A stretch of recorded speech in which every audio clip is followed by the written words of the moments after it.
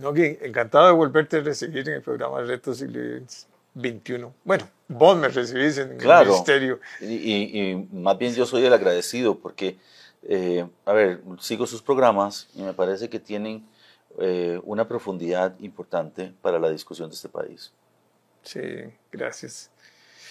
Sí, bueno, yo estaba viendo, revisando un poquito los numeritos para ver cuál es la problemática que tenemos, que sigue siendo muy angustiante, ¿verdad?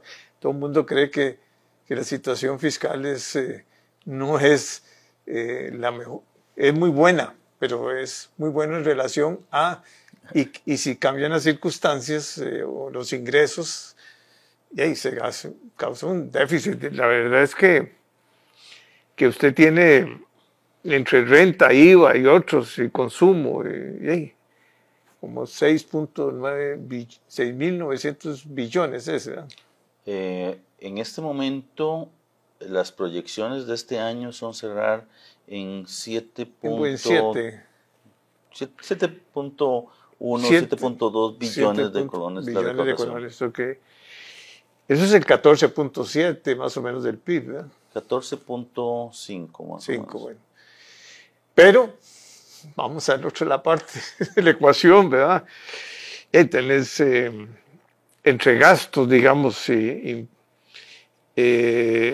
intereses, los intereses es algo monstruoso, ¿verdad? Usted tiene un superávit primario muy pequeñito, ¿verdad? De 800.000 millones, algo así. No sé si va a salir o No, no, cada vez es menos. cada vez es menos. Y le voy a decir, nosotros tenemos, usted acaba de hacer muy bien la radiografía. Estamos muy bien para cómo hemos estado y cómo podríamos estar. O sea, esto es como un paciente que va respondiendo al tratamiento, pero que tiene que terminar el tratamiento para poder salir ya de su enfermedad. Y tenemos una gran presión del tema del gasto. Voy a decirle una cosa que es graciosa. Nosotros somos muy malos gastando, pero particularmente este año el gasto de capital ha crecido mucho y eso viene reduciendo nuestro superávit primario. Uno puede llegar y decir, ¿es malo que se reduzca el superávit primario? Sí, pero si es en gasto de capital significa Se que estamos van haciendo en obras, que estamos haciendo inversiones, exactamente, que estamos haciéndolo bien. excelente. Y no en Pero gasto, ¿va? no exactamente, no es en No en gasto. gasto corriente. Sin embargo, a mí me parece que han pasado dos cosas muy complicadas. La primera es que efectivamente el crecimiento de la economía es un poco menor que el año anterior, pero también es en donde crecemos y qué crece más rápido y qué crece menos rápido.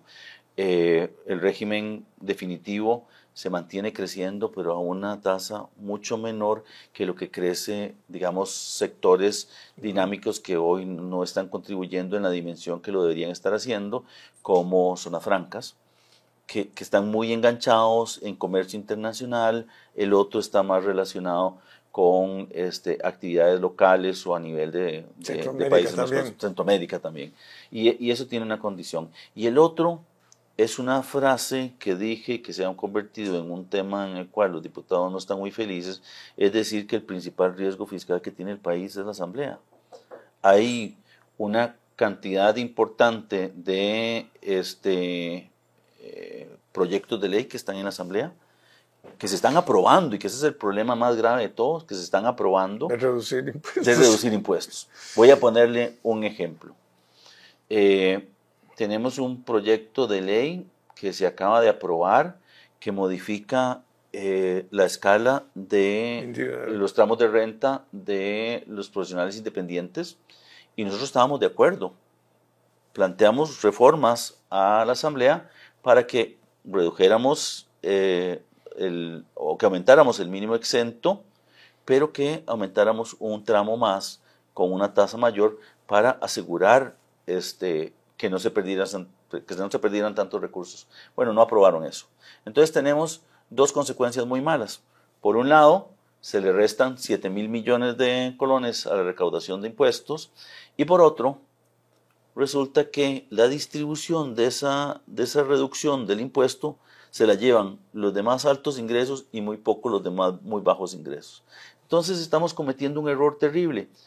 Nosotros deberíamos mejorar la distribución del ingreso. Nosotros deberíamos buscar mecanismos que aseguraran que si vamos a hacer una reducción de impuestos, Que sea lo reciban, que más ingresos, más pague. exactamente, y que los que estén recibiendo el beneficio de esa reducción sean los de más bajos ingresos. Entonces tenemos un problema. Pero le voy a decir cuál es el tema complicadísimo. Hay 43 proyectos de ley en la Asamblea Legislativa que crean alguna exoneración o reducen los impuestos. ¿Sabe cuánto le podrían reducir al Ministerio de Hacienda la recaudación? Sí. Una tercera parte. 2.7 billones. O sea, imagínese este Estado que no le alcanza para pagar y que se apruebe. ¿Y qué vas a cerrar? Díganos por dónde cierro yo. Mire, ya yo le estoy pensando pedirle ayuda a la Sala Constitucional, un poco para plantear que los diputados van a tener que tener un poquito de criterio a la hora de poder proponer y aprobar esos proyectos, porque lo que estamos teniendo hoy es una erosión del gasto público, no porque alguien evade, sino porque la ley misma les autoriza a no pagar, y eso aumenta el gasto fiscal y tiene una consecuencia. Perdón, los recursos del Estado no se guardan en una bóveda, se gastan, se transforman en los recursos para educación, para la construcción de carreteras, para los EBAIS, para todas las cosas que tiene que pagar el Estado, para el salario mismo de los funcionarios, para que los juzgados funcionen. La Constitución establece que al menos el 6% de los ingresos van para el Poder Judicial. Entonces usted llega y dice, ¿y si tengo menos ingresos, le puedo recortar el presupuesto al Poder Judicial? Este es un tema. ¿A dónde recorto? ¿A dónde recorta? O sea, si ustedes me quitan ingresos, ¿dónde recorto? Exactamente. Porque no hay otra ecuación, ¿verdad? No hay otra ecuación. Si entramos en un déficit fiscal mayor, Claro. entramos, incumplimos con el fondo y entramos en otra vez en el mayor endeudamiento, Claro, porque todo lo que hace, veníamos ya bajando el endeudamiento un poquito, ¿vamos? Sí, señor. 6 y pico, 6 ahora se proyectaba. No, todavía no se ha... Todavía no hemos bajado el 60%. Todavía no. Pero sí veníamos en esa dimensión. Pero si seguimos en este proceso, vamos a echar por la borda todo el esfuerzo del 2018 con la reforma fiscal y con la contención del gasto que hemos venido haciendo, porque, a ver, los diputados están cambiando muchísimo las prioridades. Yo creo que hay dos problemas. Por un lado, es el problema intergeneracional. Yo voy a tener más gasto hoy, voy a tener más deuda futuro. ¿Cuál es la gran ventaja? Yo me como la piña y a otro le duele la panza. Pero esos que le duele la panza son mis hijos, sus nietos, claro. Y la gente que está aquí. No, y además este déficit, que es el 3 y pico %. Así este año, pero el año entrante podría ser... Mire, y conforme sea menor el superávit primario, mayor va a ser el déficit. Claro. Y las deudas, la deuda va a seguir apretando que da miedo. Porque Mire, usted parte para cerrar los números tiene que endeudarse, ¿verdad? Claro, y le voy a decir cuál es el otro problema que es importante en el tema de deuda. Nosotros tenemos un sistema un poco perverso. ¿Por qué? Porque la Asamblea llegue y aprueba un presupuesto. El presupuesto se compone de todos los gastos y todos los ingresos. Del lado de los ingresos está la parte tributaria, lo que cobró impuestos, y una autorización de endeudamiento. Pero la Asamblea nunca se ha pensado, nunca se ha puesto a pensar cuál es el impacto que tiene un Estado absorbiendo todo el ahorro nacional. ¿Qué implicación tiene? Lo que los economistas llamamos un crowding out. No hay crédito para nadie, adivine quién pierde. Las empresas que tienen que financiarse, los bancos van a decir, ¿para qué le voy a prestar yo a un empresario si el Estado me va a pagar una tasa de cero riesgo? Ese efecto es el que tenemos que ver y por eso tenemos que empezar a discutir otros temas. Número uno, tenemos que hacer una reforma constitucional para que podamos saber si vamos a ir al mercado internacional o nos quedamos en el mercado local, y esa autorización deberían dármela al momento del presupuesto. Ya me autorizan a endeudarme. ¿Sabe cuánto nos vamos a endeudar en el 2025? 4.7 billones de colones. 4.7 billones de colones que tiene que proveerme el Estado. El Estado financiero, o sea, la parte financiera de este país, el sector financiero de este país tiene que proveerle al gobierno 4.7. Y ahí tengo que ir a buscarlo, sea con créditos de apoyo presupuestario, sea con emisión en el mercado internacional, para quitarle un poquito de presión a este mercado. Y también hacer algo que es bien importante que venimos haciendo, es tener una deuda con mucho más largo plazo. Sí, pero cara.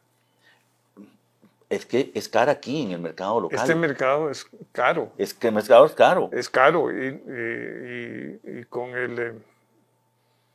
aunque no es tu campo, pero no cabe duda que hay una contracción, o sea, hay un apretar de dientes por la tasa política monetaria tan alta que nos ha afectado a soy ustedes. Otro doliente también. Por eso, pero Exacto. usted es uno que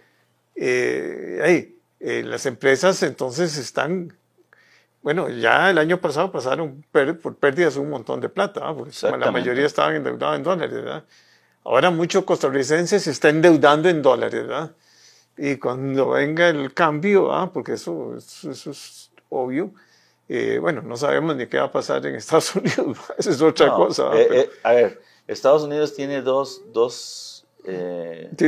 momentos difíciles en este momento. Claro. La decisión de bajar la tasa de política monetaria y ver cómo van calibrando su economía. Y lo segundo son las elecciones. Las elecciones van a marcar muchísimo de cuál es el escenario. Costa Rica exactamente. También. 2025 se muestra muy retador en muchos temas. Sí, entonces hay que tener mucha prudencia. No cabe duda que también los recortes han sido un poquito dolorosos en el, digamos, sector de educación, bueno, porque educación es el presupuesto más grande. Por supuesto. Entonces, hay que ver también la eficiencia del Ministerio de Educación, ¿verdad? O sea, ¿cuánto cuesta cada alumno o cuánto cuesta cada graduado en una universidad de Costa Rica?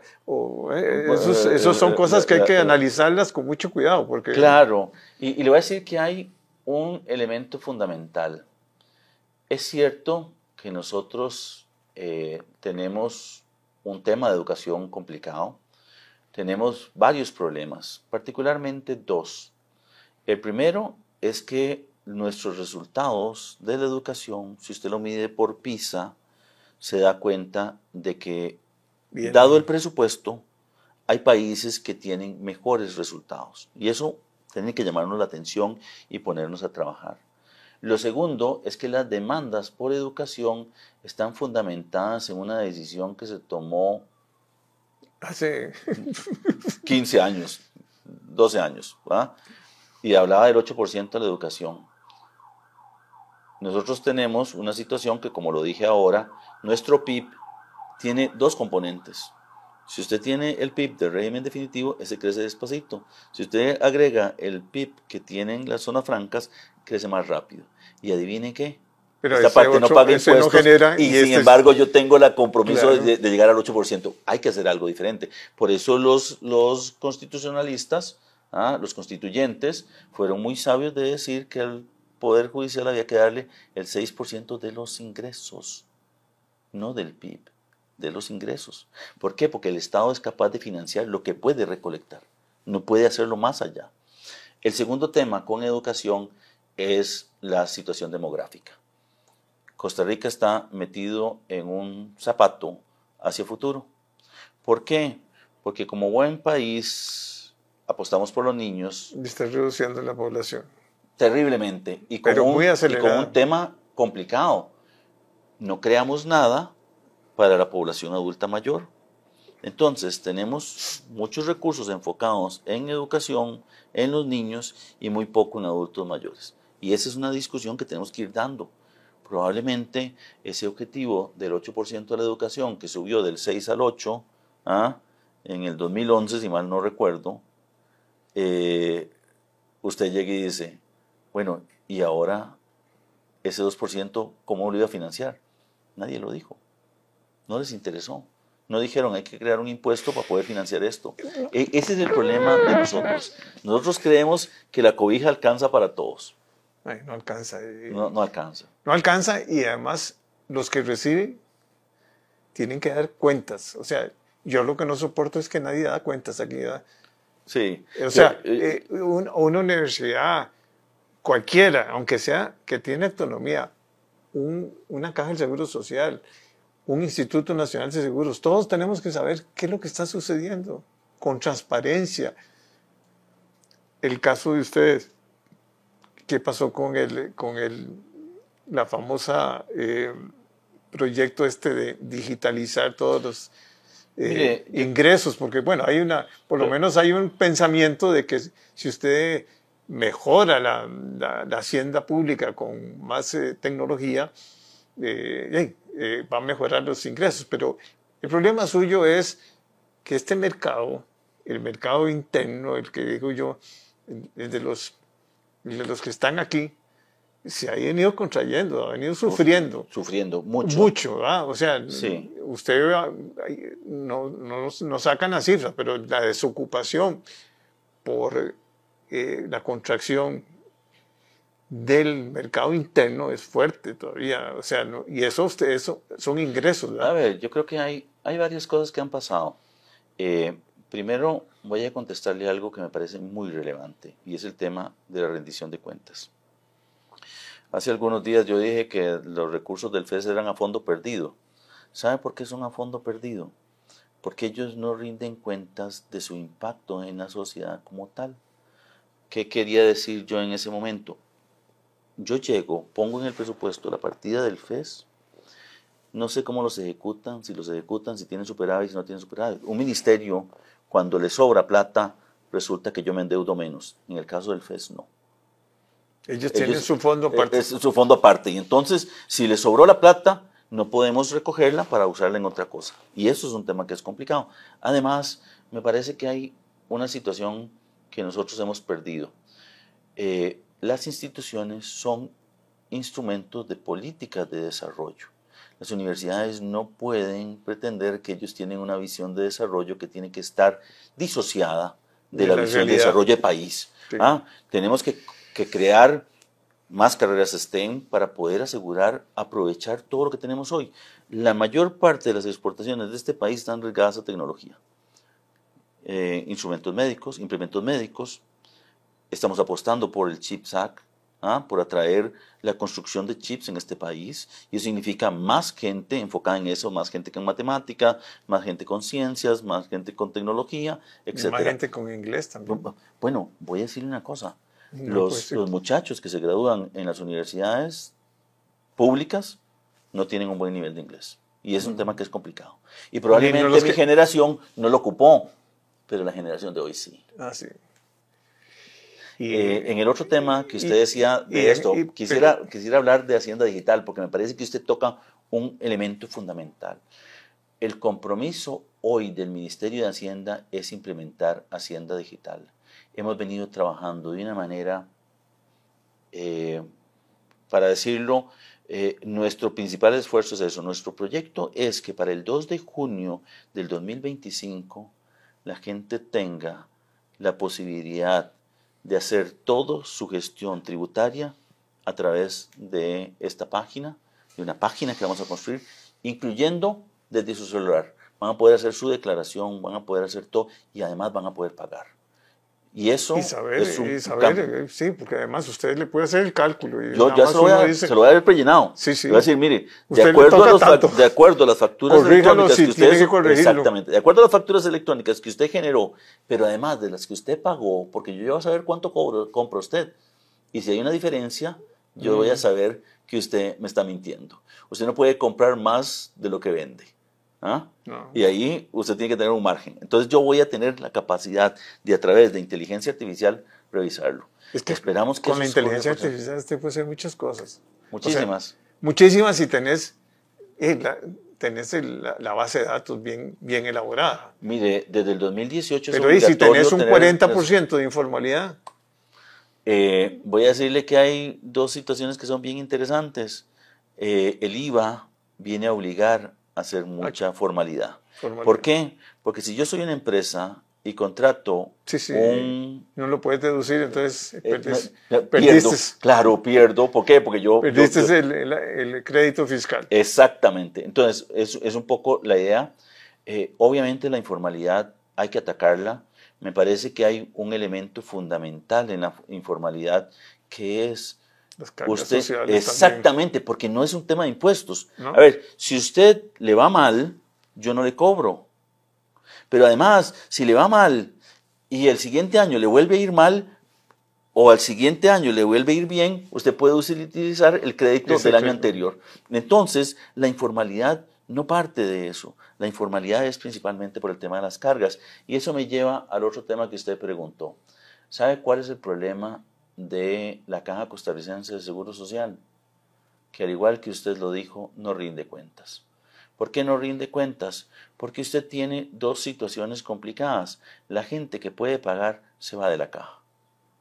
¿Ah? Y entonces no demanda servicios. Y el que se queda es aquel que no tiene más que lo que le da la caja. Entonces, lo que le dé ya es ganancia. El presidente tiene un comentario muy interesante, porque decía que en Turquía el sistema quebró. Usted llegaba con 2 balazos y le daban unas aspirinas, y ese era el servicio social. Entonces, por ahí es donde no le sacaban los balazos. No, porque no tenían otra cosa. Entonces, ¿cuál es el problema que tenés vos con la caja? Que hay que obligarla a que rinda cuentas.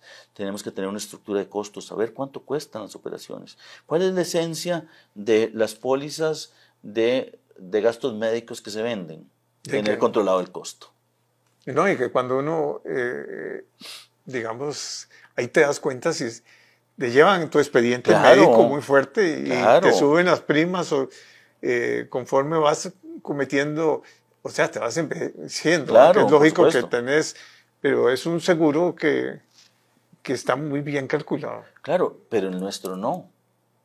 Y entonces vos pero no sabes también, cómo funciona. Te digo porque yo tengo, por dicha, la posibilidad todavía, porque suben las primas y suben conforme las canas aumentan, suben las primas. Entonces uno dice, bueno, esas primas forman parte de tu costo de vida muy alto.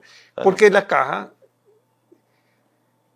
atiende a otro nicho de mercado y sobre todo tiene el problema de que no está atendiéndolo a tiempo y no hay prevención. Yo estoy completamente de acuerdo con usted. A mí me llama mucho la atención porque nosotros cuando pasamos la parte del primer nivel, que es la prevención, como dice usted, del Ministerio de Salud se lo pasamos a la caja. Y entonces nosotros ahí se aumentó una deuda grandísima. Claro, pero la pregunta es, cuando hicieron eso, ¿por qué no le dieron recursos a Hacienda? Le dijo, nada más, tome, pague usted. Voy a decirle una cosa, eso es como tener un hijo irresponsable que llega con la tarjeta ya al tope y no puede pagar. Y imagino que ha seguido aumentando esa deuda también. Terriblemente. Usted cubre, sí, lo que te corresponde por los empleados públicos. Todos. Lo que tiene que ver con el aporte patronal y lo que tiene que ver con el aporte del Estado. Mi problema son los cobros que hace la caja en relación a la gente no asegurada. Exactamente, con el seguro del Estado, con los niños, con los trabajadores independientes, con las amas con las empleadas domésticas. Todo eso la caja llega y me manda una factura. Y yo no puedo saber a qué corresponde. Usted sabe que DESAF tiene 2 años de no pagarle a la caja el seguro por indigentes. No sabía. Bueno, ese es uno que me lo endilgan a mí, pero es de DESAF. Y resulta que no le paga por una simple razón. Nada más le manda la caja una factura sin cobro. Usted no sabe cuántos indigentes hay. Según el alcalde municipal de San José, son 5.600 los que hay en San José. Y la caja le cobra a usted como si tuviera 100.000. Y ese es un problema. Porque no hay forma de cotejarlo, no hay forma de establecerlo. La idea que pero no tienen, hay interpolaridad. No, a ver, la caja no usa Sinerue. Si nosotros usáramos Sinerue, podríamos saber exactamente cuáles personas tienen necesidades y no pueden pagar y cuáles sí.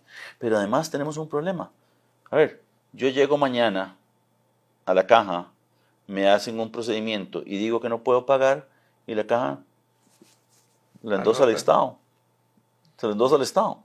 Y cualquier persona. Y ese es un tema que es muy complicado, porque eso significa que usted no solamente le toca pagar el costo, sino que el día que la caja no tenga recursos, ahí viene a dónde va a ir. Acá. Va a cruzar la calle aquí del otro lado y va a caminar 100 metros y va a venir con una factura aquí y me va a decir, mira, me falta esto para poder completar. Pero es que se hablan también de que son billones, ¿verdad? Ya, porque, y como que nadie sabe cuánto es, o sea, porque, a lo que yo siento, es que se generó una deuda por lo de los CEBAIS y antes era la prevención y todo lo que tenía el Ministerio de Salud. Claro. Pero de ahí en adelante, eso es pero a una ver, falta de control. nosotros hemos estado hablando con doña Marta Esquivel sobre la necesidad de construir un acuerdo entre la Caja y el Ministerio de Hacienda, hacer un proyecto de ley, borrar todas estas obligaciones que le han incorporado al Estado y establecer un aporte del Estado a la Caja. Y decir, vamos a hacer un borrón y cuenta nueva para que la Caja tenga sostenibilidad, le vamos a pagar tanto en cada presupuesto de la República y lo metemos en el presupuesto de la República. Y sí, eso pero es lo que hay que estamos señalarlo, trabajando. ya, es que Sí, si no... pero primero tenemos que porque eso ponernos de acuerdo qué es. aumenta tu déficit. No, por supuesto. Y es plata que de fijo y, voy a pasar. Y tu deuda, porque la deuda no es la misma que tenés en el señalada. No, y ese es un tema que es bien importante. A ver, nosotros tenemos una deuda que está contabilizada, que son más o menos 250.000 millones de colones que venimos pagando, y esa es una deuda que ya está conciliada. Lo que tenemos que hacer nosotros es establecer cuál va a ser el mecanismo sobre el cual vamos a pagar. Y obviamente no es pagarlo todo de una sola vez. No, es establecer un programa que podamos ir manejando. Pero ¿sabe cuál es el grave problema de todo esto?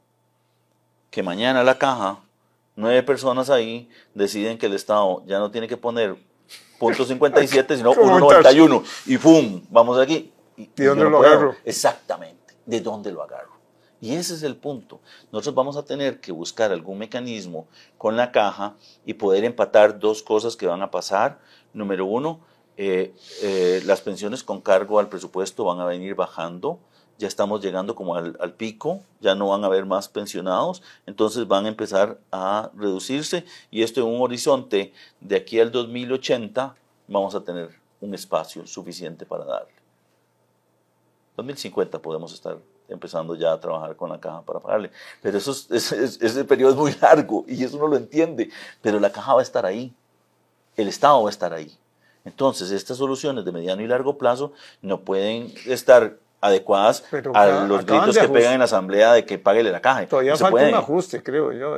Por supuesto, en el 2020... No sé, pero venía creciendo sí, claro, al 1.91.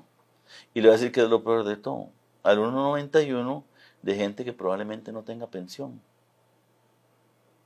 Sí. Nosotros hemos hablado aquí a nivel del ministerio de buscar algún esquema que le permita a uno decir, bueno, yo voy a hacer un aporte no para el que aporta 10 millones y va a recibir una pensión de 2 millones, que es, digamos, la pensión máxima que va a estar ahí, sino que yo voy a hacer un aporte para que la gente tenga un mínimo, una base. Ese aporte lo hace el Estado y estaría... Exactamente. Y ahí sería lo que aportaría el Estado. Pero bueno, hay que sentarse y hacer todas esas evaluaciones, pero no se pueden hacer en un momento como el que estamos hoy, en donde sí, si moves algo y decís voy a empezar a pagar algo más, sí, te aprueban una ley y te restan 700.000 millones de colones como hay uno ahí y se acabó. Pero yo creo que dialogando como estamos usted y yo, explicándole al pueblo, bueno, este no es un programa de gran cobertura, pero ese diálogo es importante. Es que lo que se ha perdido es que la gente dice, habla y habla y realmente no se profundiza, ¿verdad? Por ejemplo, y ahora las universidades públicas, el TEC está peleando porque le den una mayor participación. Con todo el derecho. Con todo el derecho porque tiene un perfil muy alto de ingenierías y de investigación. Bueno, también la UCR, pero la UCR también tiene un montón digamos, de profesionales que saca que no tiene demanda el mercado. Y eso no debiera ser. No debiera ser. Y además los costos hay que revisarlos.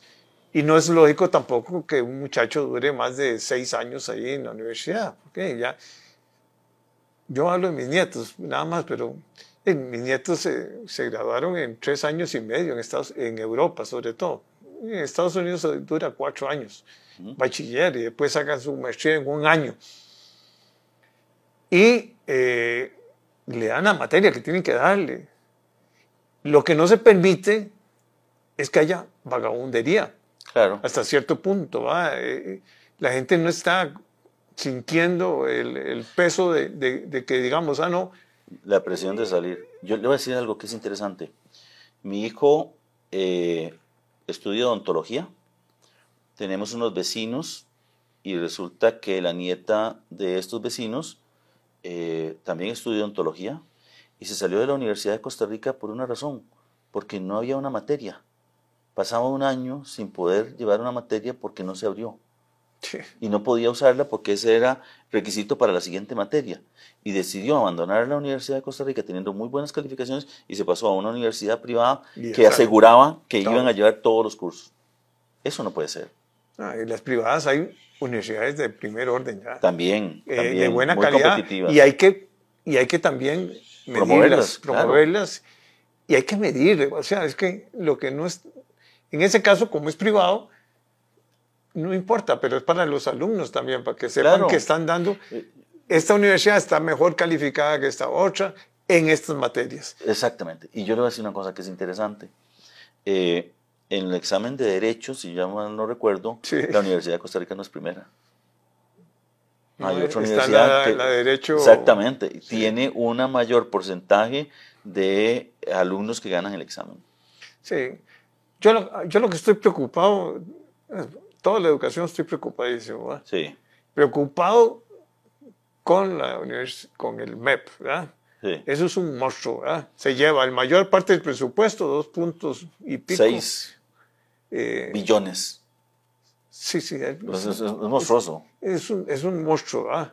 Sí. Y yo creo que yo sí creo en la descentralización y en darle la posibilidad a las escuelas y que rindan cuentas, ¿verdad? Yo creo que hay una yo creo que a mí me cuesta, al Estado le cuesta más un muchacho en el MEP que lo que cuesta en el colegio privado más caro, donde le están dando inglés y le están dando un montón de otras cosas más. Yo coincido y no puede con ser usted. que... Habría que hacer esa valoración. Pero yo le voy a decir que hay 2 temas complicados. El primero es la mano de obra, los trabajadores, los educadores. Sí, necesitamos hacer un upgrade importante de eso. Claro. Y voy a decirle algo que es todavía más importante, y es lo que hablaba yo con las universidades. A ustedes les toca cambiar la malla curricular para que asegurar que los nuevos profesores tengan las capacidades que se necesitan para transmitirle a sus alumnos. Claro. Nosotros tenemos un tema que es importante, y ese es el otro que quería hacer. Tenemos una tasa de, digamos, de niños que están en la edad escolar, en primaria, muy alta, una cobertura más o menos alta hasta el tercer año, y baja después del noveno año. Entonces, tenemos que decir, hay algo malo en la educación que hace que expulsemos a esta gente, pero no tenemos opción. Y ahí es donde yo creo que nosotros, como país, bien lo dice usted, educación en el MEP es una cosa, pero ¿cómo hacemos para que quienes no están en la educación del MEP puedan seguir? Y ahí yo creo que también hay que hacer un trabajo importante. Exacto, se hace una diferencia de clases ahí. Terrible. Bueno, ese es el punto. Entonces, ¿qué tenemos que poner ahí? El INA, probablemente. Tenemos que pensar en que los colegios técnicos deberían promover que los muchachos, nunca hemos desarrollado los colegios técnicos, y son muy exitosos en otros países. Los científicos y en todo. O sea, pero yo creo en la descentralización. No podés tener un monstruo de 90, 80 y pico mil de empleados y 60.000 educadores, 20.000 y ahí comienza aquella burocracia y ahí no hay medición de nada. Nada. No es posible que la educación pública no tenga, con los costos que es por alumno, no tenga rendimientos que tiene que tener. O sea, no. Y que vienen de algunos educadores vienen de unas universidades privadas que no son las mejores. Pero hay que poner un filtro. Sí, y hay que hacer un examen. Hay que hacer un examen definitivamente porque, a ver, no, pero Un sí. educador no es el que no solamente estudia, No, tiene que no. saber un poco más de pedagogía, que tiene que tener Claro, esas habilidades que usted ha señalado, que unidades tiene que saber, blandas. claro, eh, que se tienen que transmitir. Y yo creo que ese es el principal reto en educación. ¿Por qué? Porque el mundo cada vez va Cambió. cambiando más. Yo le decía un día a mi hijo, usted sabe que cuando yo me gradué hice examen de mecanografía. ¿Ah? Así. ¿Recuerda? ¿Ah? Uno tiene que hacer un examen de mecanografía. Había una Cuando yo, escuela aquí también que sí, daba claro. mecanografía aquí en la, ¿Cómo ¿cómo se se llama? llamaba? No No recuerdo recuerdo. ya. Pero Pero en se la llama, Castro Carazo le daban a uno mecanografía. bueno, No, yo nunca aprendí bien, te cuento. pero hoy Se necesita.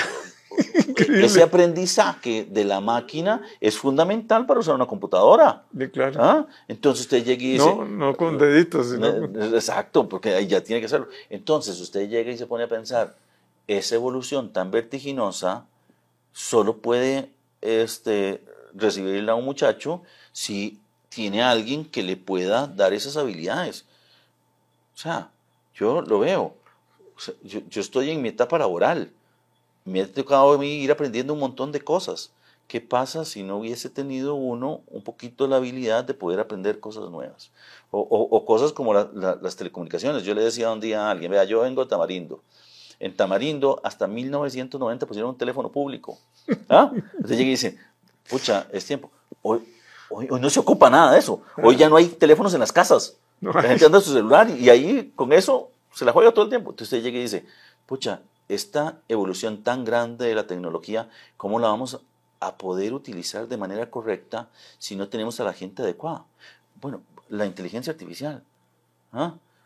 Y todo se lo... ¿Cuándo usted llegaba? Usted estudiaba estadística para las poblaciones y todo. Hoy tiene millones de datos, millones de bases de datos que usted tiene que aplicarle. Bueno, ¿cómo hacemos para que las personas tengan la capacidad de poder aprovechar toda esa información? No, no, nada más para hacerle Vea, uno va a una escuela pública y los muchachos están todos iguales, con el mismo escritorio de antes, ¿verdad? Era aquella Sí, sí. que lo hacían, por cierto, allá en la cárcel, En la Reforma. en la Reforma, ¿verdad? Sí. Ahora ya no hay esas mesas, todo es un grupos, todo se trabaja en conjunto, es un equipo. Claro. La creatividad es muy importante, la innovación es muy importante, el poder accesar a las bibliotecas más importantes, a los museos más importantes a través de De la tecnología. la tecnología. Es impresionante, uno puede entrar a cualquier museo. Mi hija hace una visita a muchos museos en Europa y es totalmente digital y explica cada uno de los cuadros y de todas las maravillas que hay, pero Qué impresionante. hagamos que los niños sean creativos, que se eduquen, que el deporte, la música, que ya no existe, ¿verdad? El deporte porque ya lo que era para jugar ahí las mejengas, ahora es un parqueo de carros. Sí, claro. ¿Ah? Eso es, ya no hay, música no hay porque ya no hay instrumentos o no hay educadores. Los idiomas es importantísimo. Los idiomas es importantísimo. Y la creatividad y todo ese, pero comienza desde los 3 años, ¿verdad? Sí, y aquí es donde estamos haciendo esa gran diferencia de clases que es lo peor que puede pasar en Costa Rica. Sí, yo creo que hay un tema que es bien importante. Usted lo comenta, pero tiene un trasfondo. Es si el Estado es capaz de dar esas cosas. Por eso es tan importante que cuando se discute en la Asamblea la forma en la cual tenemos que cobrar impuestos, tenemos que hacerlo desde una visión no de mi bolsa, sino de cuál es el Estado que quiero. Y yo no estoy diciendo que no reformemos el Estado. Tenemos que reformar el Estado. Tenemos que pensar cuál es el Estado adecuado para ese nuevo siglo. Esa visión de futuro. Sí, Nosotros claro. tenemos un problema. Los costarricenses difícilmente nos deshacemos de las cosas. Tenemos unos zapatos que nos gustaban mucho, pues ya se quedan rompieron, ahí hasta pero los guardábamos, ¿verdad? Sí, sí. Y no nos queremos deshacer de ellos. Bueno, pasa lo mismo con las instituciones. Aquí hay instituciones que ya cumplieron su ciclo, deberíamos deshacerlas y no deshacerlas y despedirlo, porque el miedo de la gente es que lo despidan, no, es deshacerlos. Y hacer otros programas que tienen que Por ser. supuesto, y coger esos funcionarios y moverlos a los que se necesitan hoy. Y eso no lo hacemos, porque nos da miedo. Voy a decirle que tenemos una discusión muy grande con SINAR. Voy a decirles una cosa, usted tiene más gente que lo ve y lo sigue que SINAR, porque la gente ya no ve televisión, la gente ya no oye radio. ¿Qué oye? Las redes. Las redes, exactamente. Sí, sí. Entonces, si SINAR no tiene una página que permita generar contenido, ya nadie la va a ver. Entonces la pregunta es, ¿en qué condición estamos? No puede competir, porque la tenemos amarrada en una condición en donde tiene unos empleados que tampoco se van porque ese es su trabajo. Probablemente el camarógrafo que ¿Qué está... ¿Qué canal es? Canal 3. Con solo que le preguntes qué canal es. O sea, No. bueno. No, entonces la pregunta es, ¿por qué no somos capaces de evolucionar? Igual pasa con muchas otras cosas. Yo le decía un día a la gente, nosotros tenemos un montón de instituciones que hacen 3 o 4 cosas, los mismos. Tenemos 3 universidades, todavía tenemos 2 bancos públicos, tenemos 4, 2 quebraron, todavía quedan 2, pero bueno, es un tema complicado. La pregunta Pero es, tenés ¿qué otro que es hacemos? casi público, ¿va? Que es el popular, ¿va? Sí, ese es un Eso es todo un monstruito cuento. raro, sí, es un monstruito raro. Lo crió mi mamá. Sí, Sí, sí. qué interesante. Paz descanse. Pero bien. tenía otra Tiene otra filosofía, connotación, claro. otra connotación. Pero Era- las era- reformas nos han llevado a que los bancos cada vez se parezcan más. Sí, sí, ¿para qué? Si lo tenés en el teléfono. Los Exactamente. fintechs cada vez mejoran más. Por supuesto. Hay bancos ya a nivel global que no tienen oficinas. Los Nubank son un ejemplo clarísimo. ¿No? Cada vez, yo siempre digo que el proyecto de real estate más grande de Costa Rica son los bancos, porque en todos los pueblitos hay un banco, ¿va? Una barbaridad. Y hay que posiblemente hacer más pequeño, ¿va? Más eficiente, Bueno, más tecnológico. Le voy a poner un ejemplo. Nosotros vamos con Hacienda Digital y le he dicho al director de tributación que quiero que cierre todas las direcciones esas regionales que tiene y todo, y que lo que dejen sean oficinas de servicios. O sea, ¿cuál es la lógica? Si va a tener un sistema en donde el 90% de la gente todo. Va a hacer todo, ¿cuál es el sentido de que yo tenga un montón de gente para atención al público si los que van a llegar son aquellos que no conozcan mucho de tecnología, alguien que vaya a hacer alguna duda, y lo que va a tener es un kiosco en donde van a llegar y van a ayudarle a entrar y hacer la consulta? O que le den el token. Bueno, más o menos. Porque le den la clave, porque eso cada rato le pucha, cambian sí, la clave a hoja uno. No hay nada más triste que le cambien la clave. Dice uno, ay, Dios mío, ¿ahora cuál era? Pero bueno, Bueno, yo creo que siempre es interesante conversar, dialogar. Yo he tenido la oportunidad, gracias a Dios, de conversar con mucha gente en todos los temas. Ayer estaba con el del tránsito. Le digo yo, usted sí tiene un problema. Se dura hora y pico. Ya hablas con el ministro de Transportes y dice, bueno, sí, estamos haciendo, pero la inteligencia artificial tiene que servir para revisar muchos procesos, ¿verdad? No puede ser... Le pongo un ejemplo de eso. Para hacer una planificación para una carretera y hacer un presupuesto bien elaborado, bien estructurado, la inteligencia artificial, claro. Pero voy a decir una cosa que nosotros hablamos con los rectores en el tema de esta educación. ¿Usted sabe cuántas escuelas se cierran por año? 20 escuelas. Entonces, uno con inteligencia artificial debería ver el comportamiento demográfico de los diferentes y ir diciendo, aquí hay que construir y aquí hay que destruir, para decirlo de alguna manera. Porque hay que empezar un poquito a ser más eficiente. Y consolidar posiblemente algunas, porque tenés un montón ahí. Antes se hacían escuelas como 500, hay 5,000, algo así más o menos, no sé cuántas. 4.500. Nadie sabe exactamente No, cuántos nadie son. sabe. Ni saben cuáles tienen goteras y no tienen goteras, cuáles tienen pizarra y no tienen pizarra. No hablemos de la conectividad porque eso es una tragedia. Pero no puede ser, es el gigantismo estatal. Ese MEP requiere una cirugía importante, Sí. pero para eficiencia, para lograr, y los finlandeses lo entendieron, y lo entendieron en Estonia, lo entendieron todos los países que hicieron las grandes transformaciones, porque venían de regímenes un poco centralistas como nosotros, ¿verdad?